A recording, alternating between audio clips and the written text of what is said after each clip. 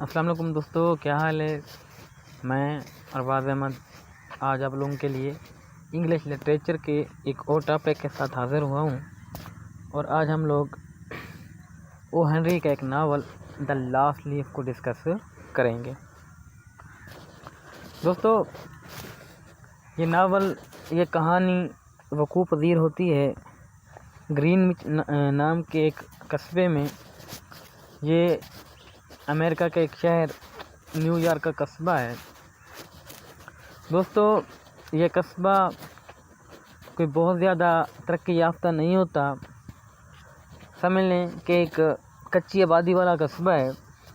यहाँ पर गलियाँ जो हैं वो भी टूट फूट का शिकार होती हैं। रास्ते भी जो हैं वो बहुत मुड़े तुड़े होते हैं, यानी कि बहुत ख़राब रास्ते होते हैं। और ये इतना जो है एक इंफ्रास्ट्रक्चर के हवाले से इतना ख़राब गांव होता है, ख़राब कस्बा होता है कि यहाँ पर टैक्स कलेक्शन वाले भी नहीं आते।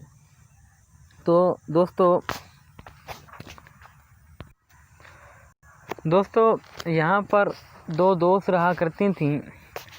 एक का नाम था जॉन्सी और एक का नाम था सू। जॉन्सी और सू ये दो दोस्त रहा करती थीं जिनको पेंटिंग का शौक़ था और ये पेंटिंग वगैरह किया करती थीं। तो दोस्तों, होता कुछ यूँ है कि एक दिन जॉन्सी जो है वो बीमार पड़ जाती है और बीमारी के दौरान मुसलसल ही वो अपनी खिड़की के बाहर एक दरख्त होता है, वो मुसलसल ही उसको देखती रहती है। वो दोस्तों खिज़ां का मौसम होता है तो पत्ते जो हैं वो दरख्त के झड़ रहे होते हैं। तो वो अपनी सहेली सू से कहती है कि देखो, जिस तरह इस दरख्त के पत्ते झड़ रहे हैं, जैसे जैसे इस दरख्त के पत्ते झड़ते जा रहे हैं वैसे वैसे ही मेरी तबीयत जो है वो बिगड़ती जा रही है। जिस दिन इस दरख्त का आखिरी पत्ता भी गिर जाएगा तो मेरी मौत वाक़ई हो जाएगी। दोस्तों, जॉन्सी का एक वहम पड़ जाता है कि जैसे ही ये मेरे घर के सामने जो एक दरख्त है उसका आखिरी पत्ता गिरेगा मेरी मौत हो जाएगी। उसको एक वहम सा पड़ जाता है। सो उसको दिलासे देने की कोशिश करती है, लेकिन सारी चीज़ें जो हैं वो बेसूझ जाती हैं, वो बेकार जाती हैं। तो दोस्तों, जॉन्सी की सहेली सू जो है वो एक डॉक्टर से मिलती है और उसको सारी सूरत हाल से आगाह करती है।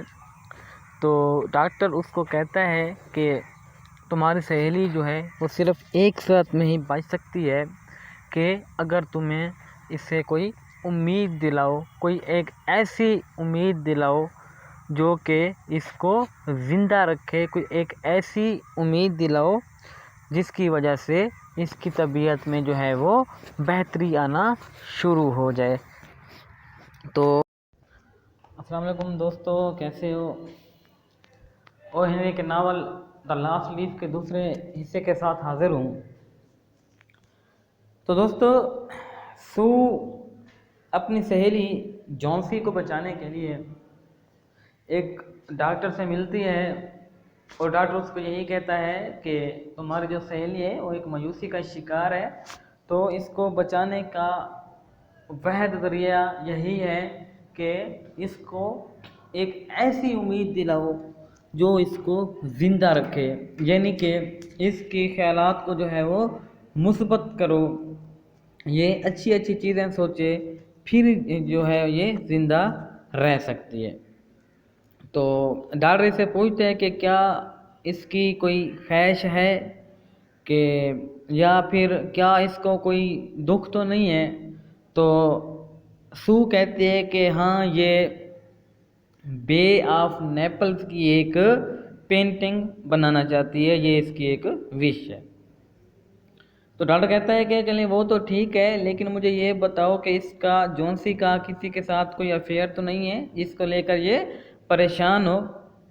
तो सू कहती है कि नहीं, ऐसी कोई बात नहीं, क्योंकि अगर ऐसी कोई बात होती तो ये मुझको ज़रूर बताती। तो डॉक्टर कहता है कि अगर अब जॉन सी को कोई ज़िंदा रख सकती है कोई चीज़, तो वो है उम्मीद की खुशी, तुम इसको उम्मीद दिलाती रहो। तो खैर दोस्तों, जॉन सी जो है अपने कमरे के सामने वाले दरख्त को बार बार देखती रहती है और सू से यही कहती रहती है कि जब इस दरख्त का आखिरी पत्ता गिर जाएगा तो मैं भी मर जाऊंगी। सू इन चीज़ों को सुनकर बहुत परेशान होती है, तो वो बहरमन की मदद लेने का फैसला करती है। दोस्तों, बहरमन नेम का एक पेंटर इनके फ्लैट के निचले हिस्से में रहा करता था। तो सू उसके पास जाती है और कहती है कि ऐसे है, जॉन्सी को एक वहम लाक हो गया है कि जैसे ही उसके सामने वाली खिड़की के दरख्त का आखिरी पत्ता गिर जाएगा, यानी कि जैसे ही मुकम्मल दरख्त झड़ जाएगा तो वो मर जाएगी, तो तुम उसकी कोई मदद करो। तो बहरमन कहता है कि मैं इसके बारे में तुम्हारी कोई मदद नहीं कर सकता, सॉरी, मैं इसके बारे में कुछ भी नहीं कर सकता। तो बहरमन सू को नहायत ही सख्त अल्फाज में जो है वो बहर भेज देता है। अब यहाँ पर एक कहानी जो है एक नया मोड़ लेती है। वो कैसे है कि उस रात जो है एक ज़बरदस्त किस्म की आंधी और तूफान आता है,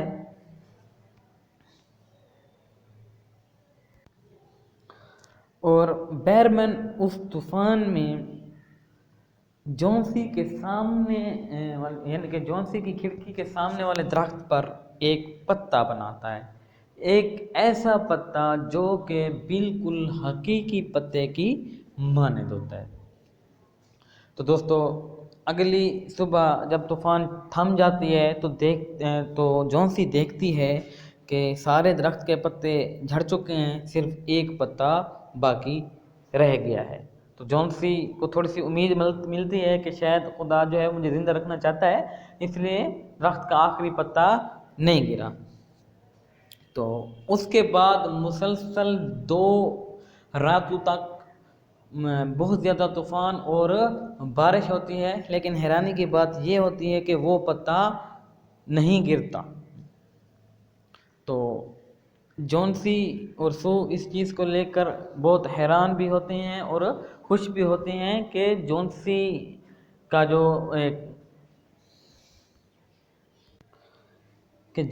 एक वहम था वो ख़त्म होने को है। इस दरख्त का आखिरी पत्ता नहीं गिरा और जॉन्सी जो है वो नहीं मरेगी। तो दोस्तों, जॉन्सी फिर अपने आप में एक तब्दीली महसूस करती है और सोचती है कि वाकई गार्ड जो है उसे ज़िंदा रखना चाहता है, इसलिए इस दरख्त का आखिरी पत्ता नहीं गिरा और आहिस्ता आहिस्ता उसकी तबीयत बहाल हो जाती है। लेकिन दोस्तों, ये बहरमैन जो है ये एक आर्टिस्ट था, एक पेंटर था जो कि पेंटिंग वगैरह बनाया करता था। तो इसकी पेंटिंग को लेने को तैयार नहीं था, लेकिन ये कहा करता था एक न एक दिन मैं बहुत ही अच्छी पेंटिंग बनाऊंगा। तो बाद में उन पर ये अकद खुलता है कि उस रात बहरमन ने खड़े होकर एक दरख्त पर पत्ता बनाया था, बिल्कुल असली पत्ते की मानद, जिसको देखकर जॉन्सी को तसल्ली हुई थी, जिसको देखकर जॉन्सी को उम्मीद मिली थी। तो बहरमन के इस पत्ते की वजह से जॉन्सी की जान बच जाती है, क्योंकि वो समझती है कि ये एक असली पत्ता है जो कि दरख्त पर लगा हुआ है। दोस्तों, बहरमन जो है वो अपना काम कर जाता है। वो एक ऐसा पत्ता बनाता है जो कि बिल्कुल हकीकी पत्ते की मानद नज़र आता है, जिसकी वजह से जॉन्सी को उम्मीद मिलती है और उसकी जान बच जाती है। लेकिन तूफ़ान में खड़े रहने की वजह से बहरमैन की जो है वो तबीयत ख़राब हो जाती है और नज़ले बुखार की वजह से वो जो है मर जाता है। तो सू और जानसी कहते हैं कि बैरमैन अक्सर कहा करता था कि एक न एक दिन मैं बहुत ही अच्छी पेंटिंग बनाऊंगा, और उसने वाकई एक बहुत ही अच्छी पेंटिंग बनाई है कि जिसने जॉन्सी को एक उम्मीद दी, उसे एक नई ज़िंदगी दी और एक ऐसा पत्ता बनाया जो कि बिल्कुल हकीकी पत्ते की मानद था और जिसने किसी एक शख्स की जान बचा ली। तो दोस्तों ये था the Last Leaf O Henry का नावल, और मुझे उम्मीद है कि आपको ये नावल पसंद आया होगा। अगर आपको मेरा नावल पसंद आया है तो कमेंट बॉक्स में ज़रूर बताइएगा। Thank you.